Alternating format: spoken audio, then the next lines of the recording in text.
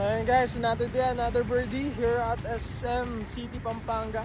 Kaya nag-drop by lang tayo dito for lunch. And hatid natin yung ibon sa Dagupan City. Sakto lang kasi guys, nababiyahe tayo doon ngayon. So, kaya sisilipin muna natin. Ayan, kay Boss Edgardo at saka kay Boss Q. Ayan. Ayun, babanggitin ko lang dito sa video na to na limited na lang ang available na African Grey natin. Kaya kung ako sa inyo guys, kuha na kayo, message nyo na yung Facebook page dahil maubusan na kayo dyan guys. Bye bye.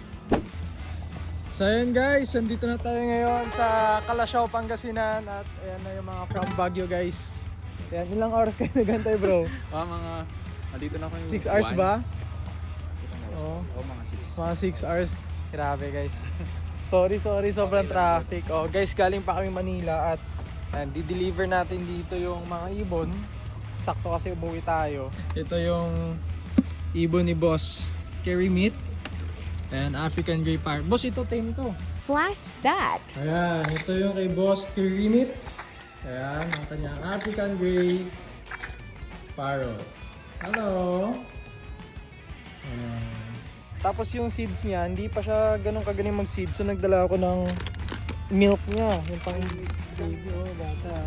So kung nasa loob lang tayo, pwede ko ito buksan eh.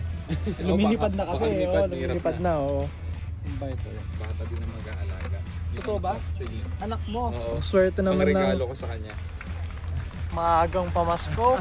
Ang regalo ng birthday anak niya, worth 5K na ibon guys, niregalo ni Bossy sa kanyang anak, grabe. So ayan na ang complete papers ng AGP ni Bossing. So wala nang kabakabayan pagbabiyahe kayo pabalik sa Baguio. Thank you boss, thank you so much. Thank you, boss. Thank you boss. Thank you boss. Thank you.